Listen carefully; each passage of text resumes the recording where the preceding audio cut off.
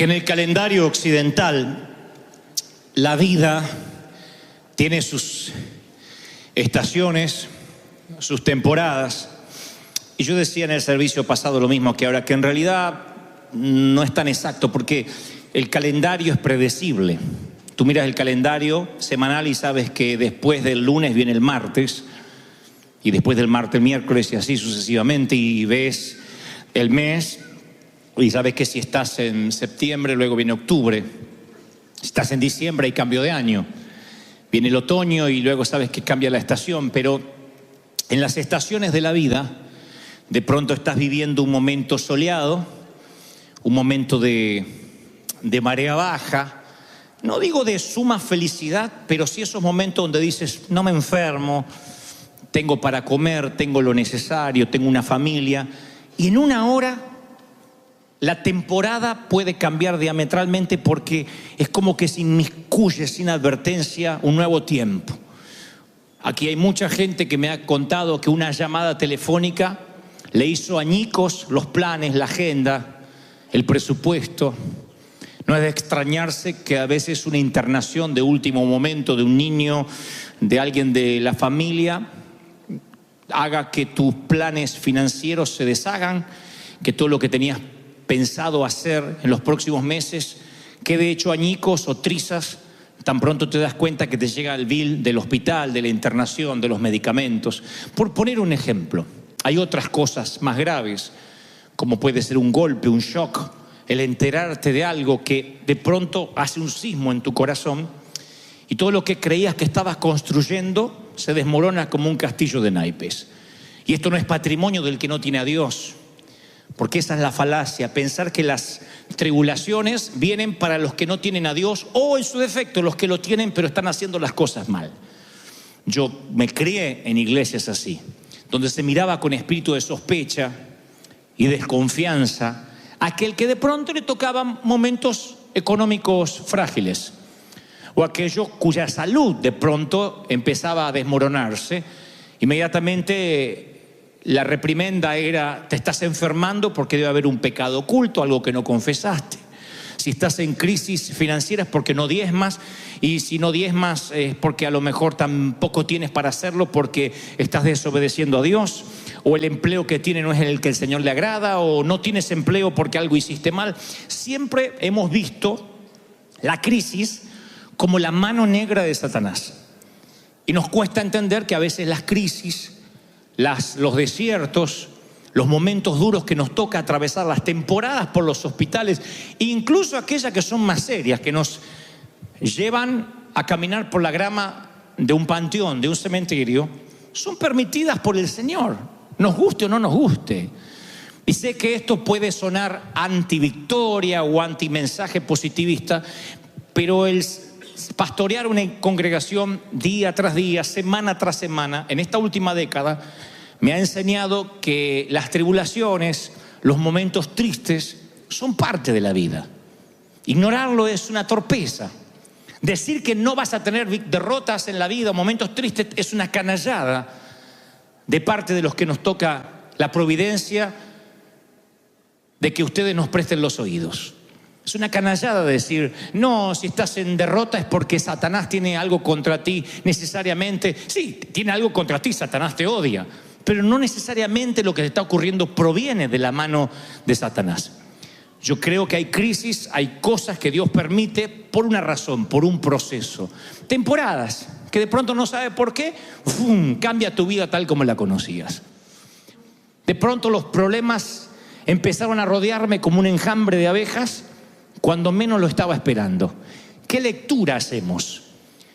Yo digo que uno toda la vida toma decisiones. La vida son decisiones. No se puede vivir de modo que la vida nos pase por arriba y esperemos que el destino, la suerte, la timba, la tómbola decida por nosotros. Hay que decidir. La vida se vive de manera intencional. Uno toma decisiones todos los días, desde qué pasta dental va a utilizar, si se va a peinar o no se va a peinar, si por amor al prójimo se pondrá desodorante o no. Uno decide cómo se va a vestir y si a la noche comerá bistec, pollo, pizza. Son decisiones que no trascienden y ni definen la vida de nadie. Y después están las otras decisiones. Las otras que tomamos en días soleados, en días de zozobra, en días de marea baja. ¿A qué me voy a dedicar? ¿Qué carrera voy a seguir? ¿Cuál va a ser mi llamado, mi ministerio? Con la mente fresca, sin problemas a la vista, sin un frente de tormenta. Son decisiones que por lo general solemos no equivocarnos. Y después están las otras, las decisiones que uno tiene que tomar bajo tormenta. Cuando estás echando el agua, los vientos huracanados, y uno tiene que decidir. Esas decisiones son las más complejas porque uno no tiene la mente totalmente clarificada. Y ahí es cuando nos podemos equivocar. Cuando decidimos bajo tormenta, cuando decidimos bajo presión, cuando decidimos tristes, o lo que es peor, tomamos decisiones demasiado cansados. Y no hablo del cansancio físico que se puede reponer tras 8 horas de cama o 6 horas. Hablo del cansancio del alma, cuando estás agotado, cuando todo hace que a tu alrededor parece que se viene contra ti en un frente de tormenta y estás intolerante y te cansa cualquier cosa. Ahí tomas una decisión y posiblemente estés equivocado. Hay gente que se ha casado bajo tormenta. Hay gente que se ha divorciado en medio de una tormenta. Hay gente que ha abortado bajo una tormenta. Y luego se arrepienten toda la vida porque no era el mejor momento para decidir o para tomar ese tipo de decisión. Si vas a la cárcel, te vas a encontrar con mucha gente que bajo presión tomó la decisión incorrecta. O sea, todo mundo vamos a tener complicaciones. La vida, como digo siempre, no es un paseo por el parque. La vida es compleja. Amar duele, emprender causa adrenalina, soñar cuesta. Trabajar duro tiene su precio y también su paga, pero su precio, cada cosa que nosotros hagamos tiene su costo. Pero sin embargo, cuando la gente en esa presión emocional, bajo tormenta, toma decisiones, a veces se lamenta toda la vida. Y digo, si vas a la cárcel, te vas a encontrar con gente que dice por 1 minuto, por 2 minutos, si lo hubiese pensado mejor. Y como esas decisiones hay otras que no te cuestan la cárcel, pero te cuestan una quiebra financiera, un matrimonio infeliz, un sitio donde no querías vivir y te arrepientes porque todo se basa en la decisión. Los Angeles Times publicaba hace unos meses atrás la noticia de alguien que había sido asesinado, un vecino que había sido asesinado con un cuchillo de carnicero, y por las huellas, por el ADN, dieron con la persona que había cometido el ilícito. Cuando llegaron a verlo y a detenerlo, él dijo: no fui yo, fue mi hermano. Quiso acusar al hermano, un hermano gemelo. Pero la treta no le resultó porque ya la policía había estado con el hermano gemelo y el hermano gemelo tenía un récord intachable. 0 antecedente criminal. Sin embargo, que acusó al hermano, había tenido entradas en la policía, multas, mucho background, que inmediatamente lo condenaron. Y los sociólogos estudiaron el caso y llegaron a la conclusión, o arribaron a la conclusión de que ¿cómo puede ser que 2 gemelos, criados en la misma casa, que responden a los mismos padres, que comen el mismo cereal por la mañana, que juegan con el mismo perro, que tienen supuestamente el mismo entorno, uno tiene un récord intachable ante la ley y otro es un delincuente y pasará el resto de su vida en la cárcel en prisión perpetua? Gemelos. Y llegan a la conclusión, insisto, que todo tiene que ver con la decisión. Uno de ellos, ante una crisis, decidió mal. El otro decidió bien. Siempre las tormentas nos hacen decidir. No podemos estar exentos de problemas. El tema es qué hacemos cuando estamos bajo tormenta. ¿Qué decisión tomamos? El sufrimiento va a venir, el dolor va a venir. Si alguna vez la vida, Dios te lleva a otra ciudad y te congregas con otro pastor y te dice que si estás en derrota o pasas por crisis es porque te apartaste de Dios y eso es obra de Satanás, no le creas. Es un embustero. Porque la vida tiene cosas lindas, maravillosas, pero también el Señor prometió que tendríamos aflicción. Y como el Señor nos habló hace unos días atrás, está bien que a veces no estés bien. Está bien que estés pasando crisis. No eres raro. Dios no te abandonó. No es que te falta unción, ni decir las palabras proféticas, ni que no estás empoderado. No. Lo que sucede es que es la vida. Y a veces los pastores nos volvemos embusteros. Decimos 2, 3, 4 palabras para que la gente nos grite, nos diga aleluya. Y después te encuentras con la vida real. Y la vida real es muy diferente a lo que se puede arengar detrás de un púlpito o en un stage. La vida real es real. Y yo no te estoy diciendo que vas a vivir de tristeza en tristeza. Pero sí que van a venir tormentas, porque el Señor lo prometió. Edifique sobre la roca o edifique sobre la arena, el pronóstico para ambas casas, tormenta. Sobre la roca permaneces, sobre la arena grande es tu ruina, pero tormenta para los dos. No promete el Señor días soleados eternos para los que edifican sobre la roca, como se cree en ese evangelio que se predica tanto hoy, de que tienes que vivir siempre en victoria en victoria. A veces no, a veces son temporadas largas que el Señor te quiere enseñar a vivir en la escasez. Y tú dices, ¿Dios es un Dios de escasez? No, lo diré otra vez. Dios es un Dios de prosperidad y de abundancia, pero a veces quiere enseñarte a vivir en la escasez. De otro modo, como dirás lo que dijo Pablo, sé vivir en pobreza y sé vivir en riqueza. Sé tener en todo y sé lo que es que me falte todo. ¿Cómo lo aprendes si no es en la universidad de la vida? ¿Cómo sabe Dios que tu gozo no está regulado por la cuenta bancaria? ¿Cómo sabe Dios que tú vas a adorar igual cuando estás con los 2 pies en tierra o cuando tienes que hacer el equilibrio porque sube el agua? Dios necesita saber que tu gozo y tu congregarte y tu fidelidad no depende siquiera de tu salud. Todos queremos tener salud, nadie nos gusta ni tener un resfrío. Sin embargo, el Señor dice, ¿cómo sé que aún seguirás siendo fiel cuando la salud se ponga frágil? Cuando eventualmente envejezcas. Porque si Cristo no viene antes, ambos, todos vamos a envejecer. Bueno, yo más tarde que tú, obvio, pero vamos a envejecer. Algunos envejecerán dignamente, otros no los querremos ni mirar, pero envejecerán. Y junto con la vejez, ya la vista no será la misma. Las fuerzas no serán igual. Los dientes no estarán allí. Vendrá la celulitis, la varices, la artritis. La próstata, orinarás mucho más seguido de lo que orinas ahora. Esas cosas vienen. Recibe esta palabra profética de parte de Dios. La ley de gravedad se cobra a sus víctimas. Hay cosas que nunca volverán a estar en su sitio. No hay botox que lo pueda arreglar. Eso viene. ¿Y qué es eso sino una enfermedad paulatina? En la vista, en los oídos, en la voz. ¿Qué es eso? ¿Cómo nos vamos de esta tierra? Si acaso no nos vamos deteriorando todos los días un poco. Imagina que Dios solo podría estar con la gente joven, solo con los que esbozan salud. Imagina que Dios solo bendice a los que tienen mucho dinero ahorrado en el banco. Bueno, los hispanos entonces no seríamos bendecidos casi ninguno. Sin embargo, es lo que se nos ha predicado durante años. Y entonces, cuando uno empieza a pasar crisis, uno lo quiere ocultar porque teme que ha hecho algo malo. Teme que tuvo que haber hecho algo de modo que Dios quitó su mano. Todos tenemos que decidir. Dios no nos diría que tengamos que decidir si no nos pusiera opciones.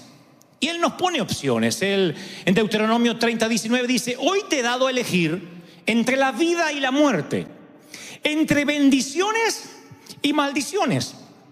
He aquí pongo el cielo y la tierra como testigo de la decisión que tomes. Ay, si eligieras la vida para que tú y tus hijos puedan vivir. Puedes elegir esa opción al amar, al obedecer, al comprometerte firmemente con el Señor tu Dios. Esa es la clave para tu vida. Deuteronomio 30:19. Dios dice: tú puedes elegir vivir bajo bendición o bajo maldición. Nunca dijo tú puedes elegir con buen crédito o con mal crédito, tener casa propia o rentando. No habla de eso.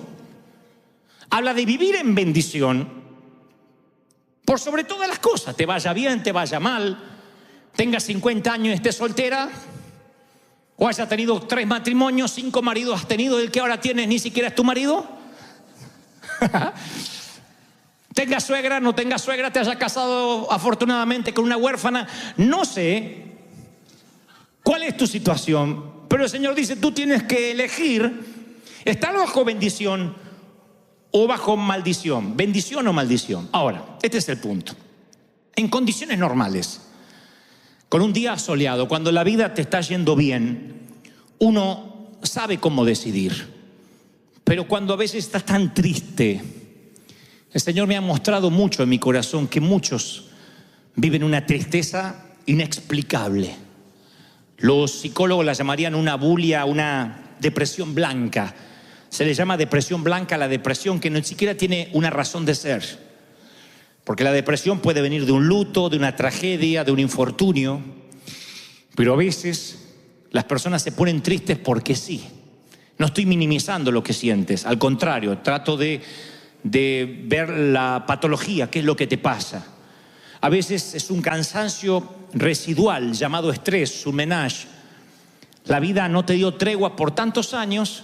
Capaz que vienes desde jovencito trabajando con 2, 3 empleos porque tienes que sacar adelante una familia y tú no lo sentiste en ese momento y hoy tienes 40, 50, 60 años y te viene un cansancio de golpe que no sabes de dónde. Siente que se te vinieron los años encima. Hay una explicación médica para eso. Fueron años de estar librando batalla, como los que estaban en el muro de Nehemías, que con una mano tenían la pala y con la otra una espada.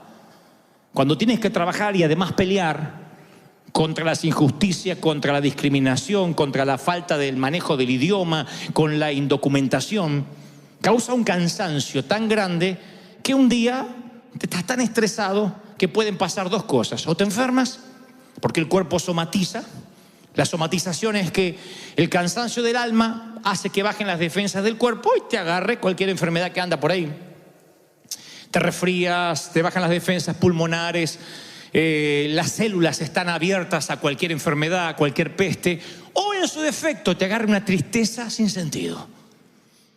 Y a veces hay gente que me dice: pastor, ora por mí porque estoy triste. Le digo: ¿por qué? No sé.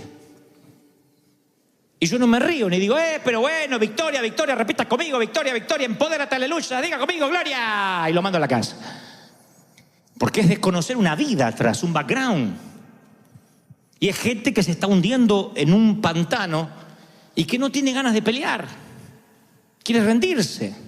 Le pasa a cristianos, le pasa a pastores. Hace menos de un año un pastor aquí de California se suicidó. Un hombre de Dios, americano, con una iglesia creciente, y la esposa dice: yo no puedo creer no haberme dado cuenta de la tristeza que tenía mi esposo. Parecía que él era feliz cuando ministraba, pero llegaba a casa y entraba en unos pozos. Usted dice: un hombre de Dios, ¿y qué lo agarró Satanás y se endemonió? Esa es la lectura más fácil, se endemonió. Yo tengo otra lectura. Viene en crisis, porque las crisis vienen para todo el mundo. El Señor le dijo a sus amigos, a sus discípulos: vienen aflicciones, vienen momentos difíciles. La pregunta no es si van a venir o no, la pregunta es: ¿qué vas a decidir?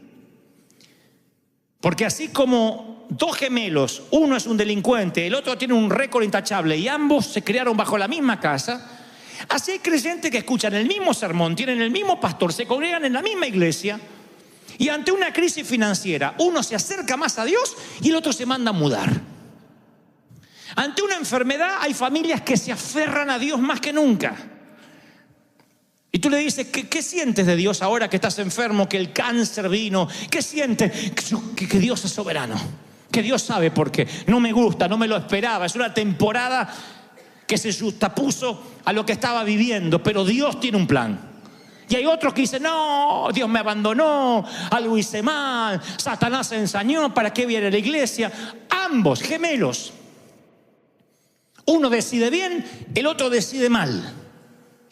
Y yo siempre me pregunto: ¿por qué alguien decide mal cuando está bajo tormenta? ¿Por qué alguien se deprime y no quiere salir debajo de la manta? Y otros de alguna forma cobran fuerzas y siguen peleando a la vida. Insisto, la lectura fácil es decir: o es que unos son más ungidos que otros. No, no es así.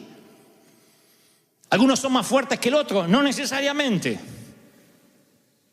Las crisis vienen porque Dios nos quiere enseñar ciertas cosas que solo se aprenden cuando uno pasa momentos tristes. Si tú me dijeras: Dante, flaco, ¿cómo es que conociste al Señor? ¿Cuáles fueron tus momentos más íntimos con Él? No fueron en un estadio. No me relacioné con Dios ministrando a una multitud o a un gentío. Fueron los momentos de quietud, de de oscuridad donde pude oír a Dios. Me dices, ¿volverías a vivir esos momentos? No, claro que no. Yo no elegiría eso ni para ti ni para mí. Pero hoy me di cuenta que si Dios no lo hubiese permitido, yo no conocería su voz. Yo no podría conducir, liderar una congregación si yo hubiese sido un pusilánime que a la primera tormenta abandono. Dios hizo de mí un piloto de tormenta. Alguien que siempre dice, vamos a salir adelante, no importa cómo.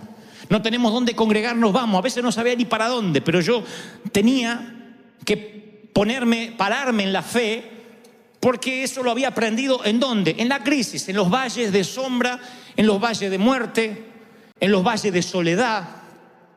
¿Para qué sirve la crisis? Para 2 o 3 cosas que son muy importantes, y esto es lo que quiero que sepas que Dios te está enseñando. Primero, te expone ante el resto. Uno cuando se ve en crisis no lo quiere mostrar, no quiere que nos vean. Por eso cuando nos preguntan ¿cómo estás? Decimos bien.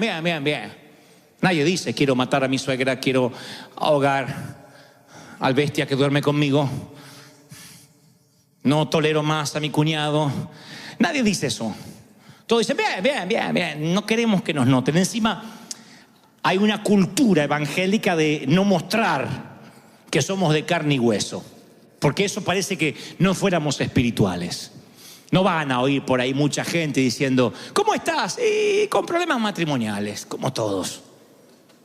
La mayoría te dice ay, acá ando con mi cañoncito dulce de leche, lo amo tanto. Y vos le ves la cara al marido que más que dulce de leche tiene una amargura encima.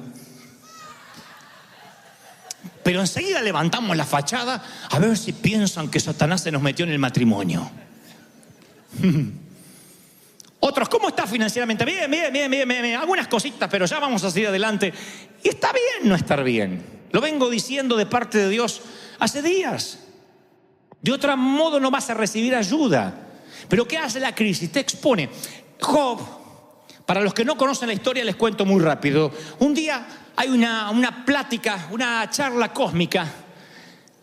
Dice la palabra que el enemigo, Satanás, le dice a Dios, mira, este Job te adora, te sirve porque hay un cerco alrededor, porque no lo puedo tocar. Pero si tú me permites, a mí me gustaría tocarlo un poquito. Me gustaría que su salud se ponga frágil, que le pase algo a su familia. Y yo te voy a demostrar que este tipo te adora, te sirve porque la vida es un canto para él. Tan pronto las cosas se pongan feas, él te maldecirá. Y Dios dice, no, está bien, te permito que lo toques, pero no lo mates, no le hagas daño a él, pero puedes tocar todo su entorno. Una plática que yo no quisiera que nunca Dios tenga con el diablo respecto a mí. Está bien. Y apenas Job empieza a tener crisis, los amigos vienen, los parientes, y a ver si te identifica, y le dicen, entre otras cosas, este sufrimiento, Job, tiene que ser tu culpa. Tienes que haber cometido un pecado imperdonable. Atrajiste el mal a ti. ¿Cuánto nos identificamos con esto? Que en el momento más bajo viene un desubicado, para no decir un menso, y te dice algo así. ¿No habrá pecado en tu vida? Y te pone a veces en una situación tan tensa, donde encima que la estás pasando mal es culpa tuya. Encima que la enfermedad era una temporada que no esperamos, encima es culpa tuya. Yo recuerdo hasta creyentes que abrían la nevera o iban al baño y decían, un hijo de Dios no puede tener tantos medicamentos en la casa, ¿eh? Algo raro está pasando acá. Y sí, soy diabético, ¿qué va a pasar? No es que yo lo sea, pero es lo que a veces uno respondería cuando te ven que tienes un remedio o algo para la diabetes. Entonces hay gente que te juzga por lo que te está pasando. Por eso es que nosotros cuando tenemos una crisis lo tratamos de ocultar. Yo he pasado momentos muy difíciles, tratos de Dios, cuando me despidieron del empleo, cuando estaba solo, cuando estábamos solos, que no sabíamos a veces ni qué comer. Y ahí entendí que con algunos hermanitos yo no necesitaba a Satanás. ¿Te sientes identificado? ¿Te ha tocado gente así? Amén, dice, sí. Que tú dices, bueno, está bien que no colabore con el arca, pero que no ayude con el diluvio. Viene gente y te carga. Entonces ustedes dicen, ¿y eso es bueno? Tras la crisis, ¿me está diciendo que es bueno que Dios me exponga ante la gente? Sí. Ahora vas a ver por qué. Al principio la exposición no nos gusta. Es feo que nos digan, hiciste algo malo, esto es producto de una mala decisión. Pero de pronto empiezas a entender que, independientemente de quién tenga la espada, Dios es soberano. Que aunque la injusticia viva en tu casa, Jesús también vive ahí. Y vas entendiendo muchas cosas, vas entendiendo que hay un momento que te empieza a importar poco la opinión de la gente. Que te das cuenta que no todos serán amigos tuyos. Que la gente es fácil llorar con el que llora, pero reír con el que ríe es una cualidad que no todos tienen. Si te va mal, a lo mejor hay un montón de gente que te va a dar consejo de qué hiciste mal. Te va bien y te hacen un hueco. Eso hace la gente. Si te va bien, te empieza a mirar de lejos. Si te va mal, se acerca y te dice, hay un pecado en tu vida. Algo estás haciendo mal. ¿Qué te quiere enseñar Dios con esto? Que hay un momento en que te tiene que importar un bledo lo que diga la gente. Hay un momento que tienes que aprender que no vives ni de los aplausos ni de las críticas. Tú vives del favor de Dios, de lo que Dios piense de ti, de lo que el Señor crea de ti. ¿Están conmigo? En el momento que te liberas de lo que opinen los demás, se te libera la cautividad de la mente.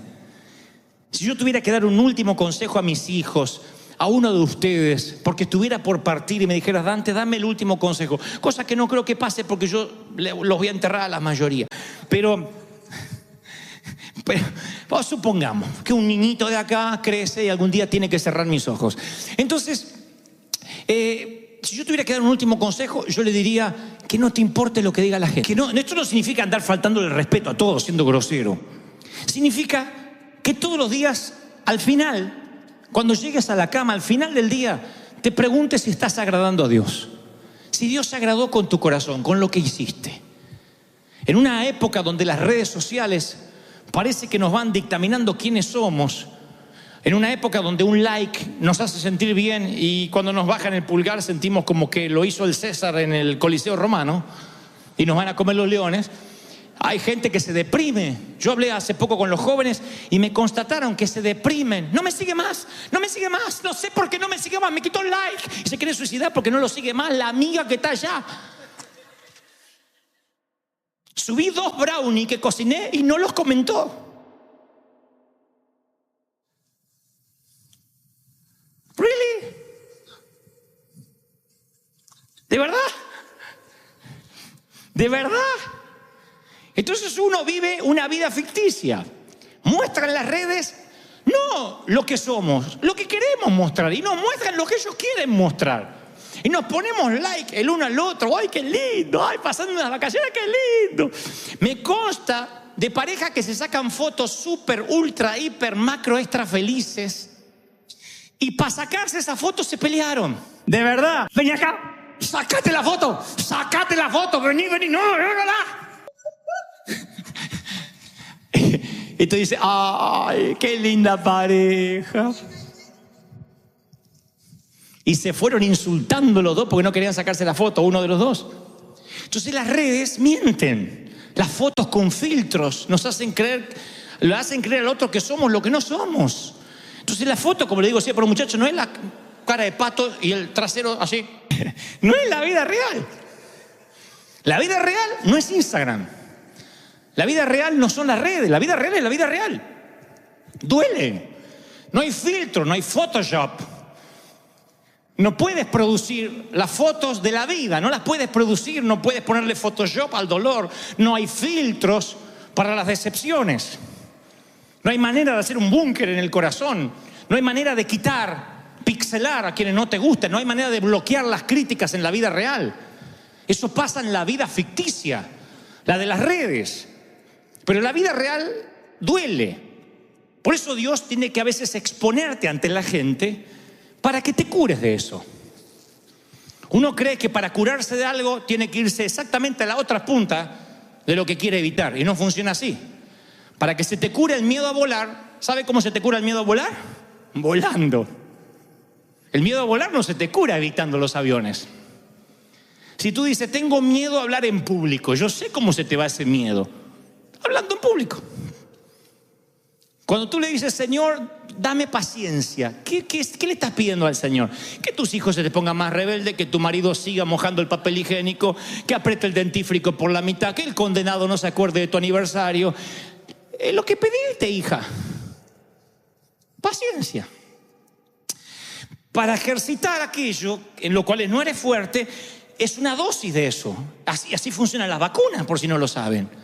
Las vacunas son una dosis del virus que quieres evitar. Entonces tu cuerpo genera un anticuerpo. Tu cuerpo genera un anticuerpo, no es un juego de palabras, contra ese virus. Te dan una pequeña dosis. Ahora nosotros nos vacunaron contra la fiebre amarilla para poder ir a África. ¿Saben lo que tenía esa vacuna? Una pequeña dosis de fiebre amarilla. Nos la dieron, dijeron, miren que pueden producir vómitos, mareos. Es una pequeña dosis la que el cuerpo puede resistir, pero que hace la bienvenida al cuerpo. El cuerpo genera lo necesario para evitar la enfermedad y entonces sales preparado para que la peste no te contamine. Eso es en la vida. Si quiere el Señor enseñarte a que solo te importe su opinión, te expondrá ante la opinión de la gente como a Job, para que aprendas a que tu gozo no puede estar regulado por los likes, por los seguidores, por lo que dicen de ti. Primero porque no te conocen, porque como yo, tú eres un embustero en las redes. Nadie se saca fotos recién levantado. Recién levantada.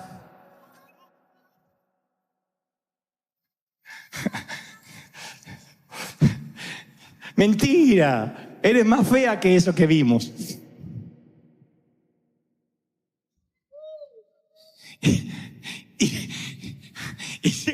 Y si uno va por la vida creyéndose lo que vende, uno empieza terminando comprando lo que vende y es una ridiculez.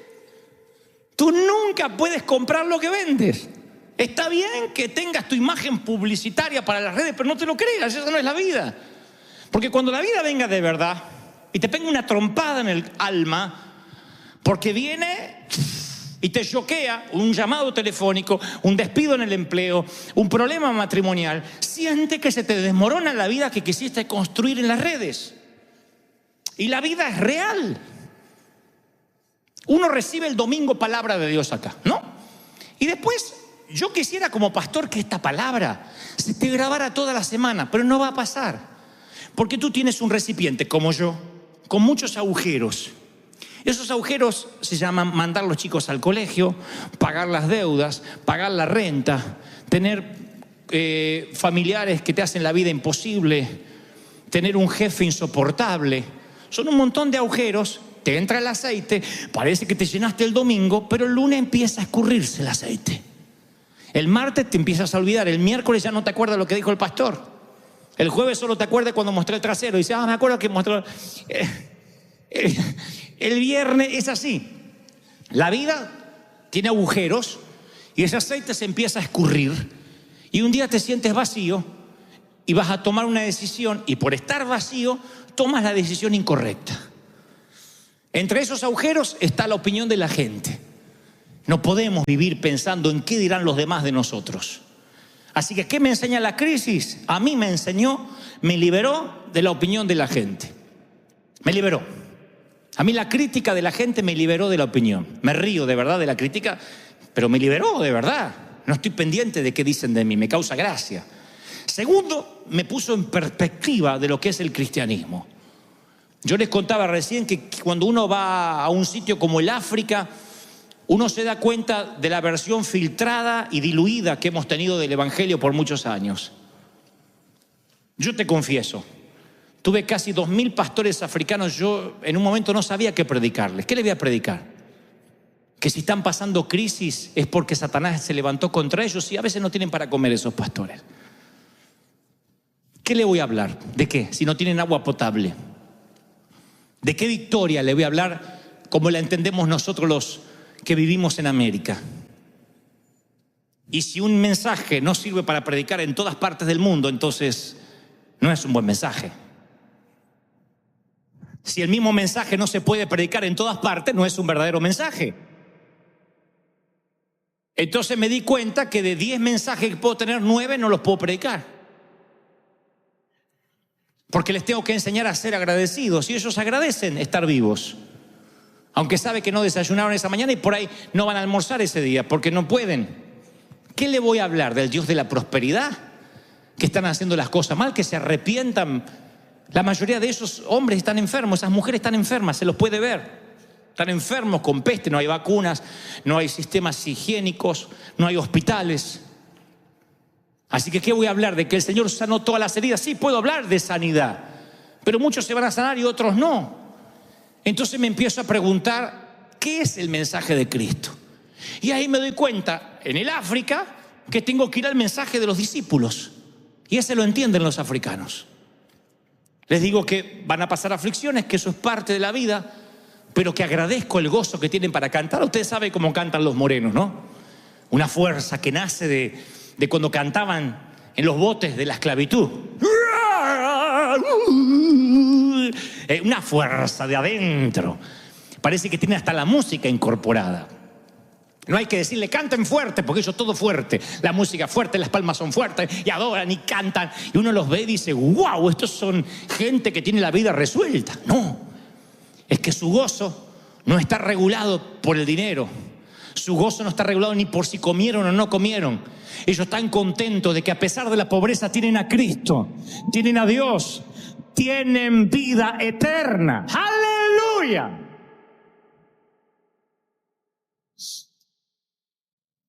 Así que les digo que Dios usa a la gente rota. Les digo a los africanos que Dios los utiliza a ellos para enseñarnos a nosotros, a los que nos quejamos, a los que nos deprimimos por boberías, que Dios de algún modo los ubicó ahí, casi en lo último de la cadena alimenticia social, para aquellos que siempre están mirando para arriba, a los que les falta de tanto en tanto los mire a ellos y se dé cuenta lo desagradecidos que son, porque somos desagradecidos hasta que la crisis nos pone en perspectiva. Uno cree que es bendecido si tiene una casa propia, si tiene su ministerio reconocido, si te va bien en el empleo, y un día llega la enfermedad, llega la temporada esa que se inmiscuye sin que lo esperas. Y entonces, ¿qué te pasa? Ordena tus prioridades. Las cosas que antes te importaban quedan muy por debajo de la cima. Las cosas que te parecían que te iban a hacer feliz, de pronto se transforman en eso, cosas. ¿Y qué hace la crisis? Te transforma en alguien que no tienes nada que perder, nada que proteger. Y cuando no tienes nada que perder y nada que proteger, eres como esos soldados que se contrataban después de las guerras, que lo único que sabían hacer era manejar una lanza, una espada, un fusil. Era la única actividad que sabían hacer, pero ya no había guerra. Y entonces se los contrataban, se les decían mercenarios. Se les pagaba para que defendieran a veces a un rico, para que pelearan una batalla privada. Se les decía mercenario, aunque la palabra tiene mala prensa, porque uno podía usar sus habilidades sin temer de que los iban a traicionar, porque era gente que no tenía nada que perder. Por lo general eran soldados que habían perdido a sus seres queridos en la guerra, no tenían propiedades, lo único que sabían hacer era pelear. Se los contrataba para una batalla y sabían que como no tenían nada que perder y nada que proteger, entonces iban a ser efectivos en lo que tenían que hacer. Permítanme la metáfora, pero cuando la vida te golpea, cada vez te das cuenta que tienes menos para perder y menos para proteger. ¿Quieres ver a un hombre que Dios utiliza de una manera formidable, sin límite? Muéstrame a alguien que en algún momento de la vida lo perdió todo y no está atado a una casa. No se deprime porque Bank of America le manda una carta, porque ya la perdió la casa y vio como Dios lo bendijo de alguna manera. Muéstrame a alguien que salió de una enfermedad, que tuvo una larga temporada en el hospital, salió de allí, y yo te mostraré a alguien que jamás se va a enojar porque le hagan una mala cara, porque no le den un asiento, porque no me tocó la licuadora, porque él viene de un cáncer. Y como se peleó contra el cáncer, para lo que otros son grandes batallas, para él son boberías. Él no tiene nada que perder. Lo único que le interesa es agradar a Dios. Muéstrame a alguien que lo criticaron sin piedad gran parte de su juventud, y le dijeron payaso, anticristo, apóstata, y yo te mostraré a un hombre seguro hacia dónde va, qué quiere y para qué, porque sabe que le quiere agradar a Dios. ¿Están conmigo, sí o no? Entonces yo veía en las Escrituras dos personas, como si fueran los mismos dos gemelos que publicó Los Angeles Times. Nada más que esto está en las Escrituras mucho antes que esta historia de los gemelos. Son dos reyes ungidos por el mismo profeta, mismo entorno, mismo cuerno de aceite, mismo Dios que manda ungir a ambos, Saúl y David. Voy al final de la vida, de la biografía de ambos, y Saúl se suicida en su propia espada, muere pseudamente endemoniado, consultando a las brujas, lejos de Dios, descartado para que sea rey, sin unción. Voy a la biografía de David y lo veo hasta el día de hoy como un hombre conforme al corazón de Dios, según el adjetivo divino del Padre. Le dicen a Jesús, hijo de David, no le dicen hijo de Saúl, hijo de David. O sea, nunca nadie lo moverá de la genealogía del maestro. ¿Qué hubo en el medio? Que uno terminó tan bajo, en un punto tan bajo, y otro terminó tan bien. La lectura fácil es que David era un santo y el otro era un condenado. No, porque David fue un adúltero, un asesino, unos pecados espantosos. ¿Qué fue entonces lo que determinó que dos personas que comen el mismo cereal, juegan con el mismo perro, tienen la misma unción, el mismo cuerno de aceite derramado sobre sus cabezas, uno termina bien y otro termina mal? Te lo diré. Uno no tiene nada que perder, solo agradar a Dios. Se llama David. El otro cree que tiene todo para perder, la reputación, y está muy pendiente de eso. De hecho, su propia hija dirá en algún momento, le dirá a David, mi padre nunca ha hecho esa ridiculez al verlo a David bailar. Saúl es un hombre muy temeroso del que dirán. Todas las mañanas se levanta a ver si tiene más seguidores en Instagram. Todas las mañanas va al Facebook a ver qué dicen de él. Está muy pendiente y tiene temor a perder algo. Todo el modus operandi de la vida de Saúl fue temer al hombre. La palabra dice que cuando fue llamado para ser ungido, se ocultó entre el bagaje porque tenía miedo. Y esa manera de ser de Saúl lo perseguiría el resto de su vida.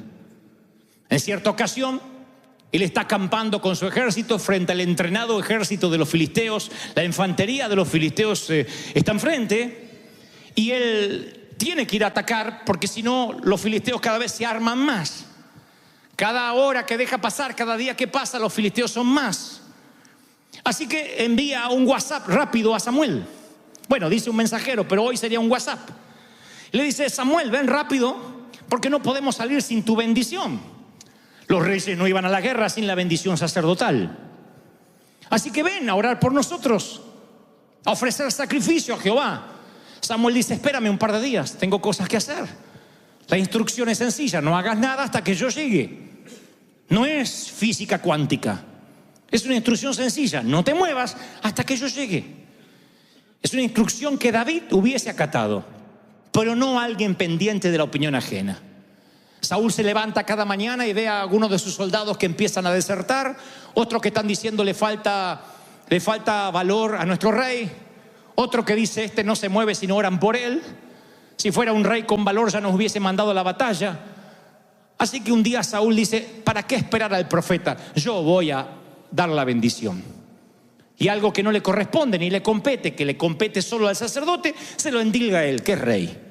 Cuando llega Samuel le agarra un ataque de caspa. Le dice, ¿estás loco? ¿Cómo vas a bendecir al ejército? Esto te va a costar el reinado. ¿Cómo hiciste una locura así? Y Saúl trata de explicar y en un momento dice, es que tenía temor que los soldados desertaran. ¿Creen que aprendió la lección? No la aprendió. Dios lo envía a otra batalla contra los amalecitas y le dice a Saúl, la orden de Jehová es, destruye todos los enemigos, no dejes nada vivo, ningún ser vivo, mata ovejas, bueyes, asnos, todo lo que encuentre, arrasa con esa ciudad.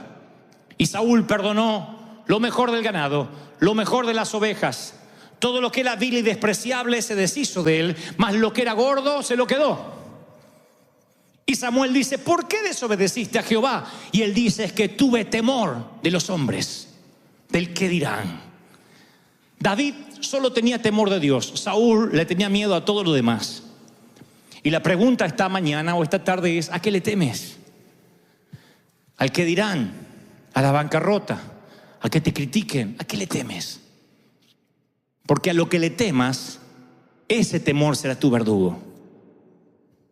La crisis hará que no le temas más a nadie.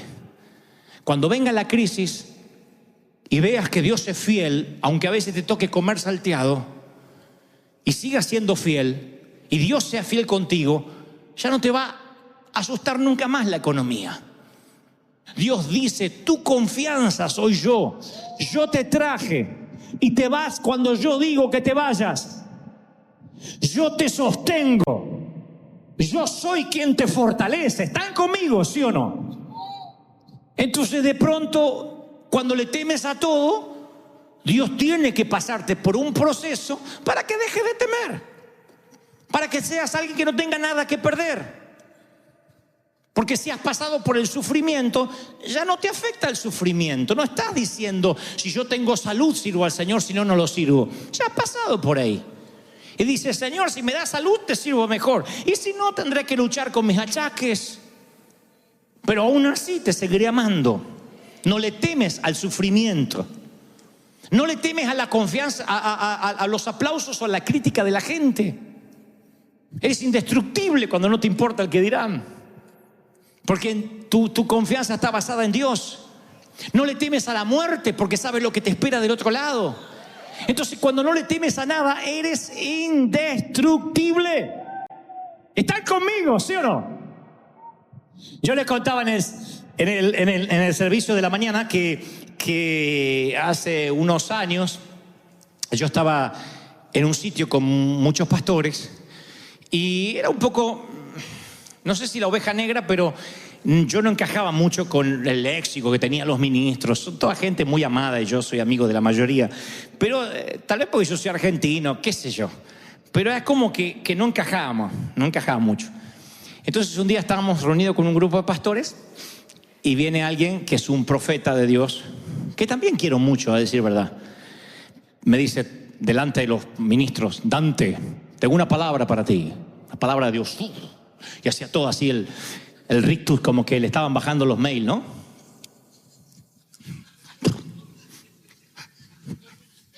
Me dice el Señor: cambia, hijo, cambia. Tú no luces como un hombre de Dios, cambia. El Señor me está mostrando que Él va a cambiar tu manera de vestir. Y yo dije: estamos fregados, a ver qué me tengo que poner. Me dice que va a cambiar tu léxico. Te va a cambiar porque ahora eres como un artista, pero Él quiere que seas un siervo de Jehová. Como que Dios me decía: yo te amo, pero vamos a recauchutarte todo porque así no me servís. No me olvido más. Ahora, tenés que estar bien parado para que te diga una profecía de esa, porque no es un loquito. Eso que te dicen: Dios me dijo. No, este es... Claro, que te agarra uno así, que no le llega mucho agua al tanque. Tú dices: bueno, pobrecito. Pero este era un hombre con su corbata, un pastor reconocido en una iglesia multitudinaria y con todo el séquito alrededor. Y no me olvido más, me dijo: cambia, porque si no cambia, Dios quitará la mano. Y vino la maldición, que cuando Dios te habla, no viene con maldición agregada. Yo quiero que sepan esto, abro un paréntesis. Ustedes a veces me dicen: yo no sé si Dios me habló o no me habló. Cuando Dios te habla, tienes que sentir que te habló un papá que te ama. Si te quita la paz, si te queda como una amenaza latente, ese no es Dios. ¿Por qué? Porque yo soy papá. Y yo amo a mis hijos con locura. Y aunque esté muy enojado, jamás le diría: o te portás bien o te meto en un internado y no me ves nunca más la jeta. Como nos decían antes los padres. Nunca está en juego el amor. Está en juego que les quitamos el iPad, que le hay penitencia, que no pueden ver tele, que se va más rápido a la cama. Pero nunca que le pegamos una patada y te vas a hacer la hija del vecino y te mando al África para que duerma bajo los árboles. Nunca. Entonces, cuando viene una palabra de Dios, siempre es bendición, siempre. Aun cuando es una exhortación, Dios te corrige, te disciplina, pero sientes que te habló con amor. ¿Qué es lo que tienes que entender cuando yo traigo un mensaje de Dios? Nunca te vas a ir con una culpa, el pastor no, nos pegó a todo mundo. Hay cosas que Dios nos habla de manera dura, pero envuelta en un packaging de amor. Y me acuerdo que en ese entonces a mí me quedó la sensación de la desesperanza. Cambia. Porque el Señor me dice que tienes que vestirte diferente y hablar diferente, porque no luces como un hombre de Dios. Y esa noche, confieso que estaba muy cargado y fui a orar. Le dije, Señor, confírmame que fuiste tú. Y el Señor me mostró que al que no le gustaba era él, a este hombre, no. Estaba celoso porque él es panzón y yo no. Porque no es la ropa, es la clase. Y de verdad, oré y el Señor me dijo, te amo, no cambies, no me olvido más. Hasta el día de hoy, no cambies, yo te quiero así, yo te amo así, yo te elegí así.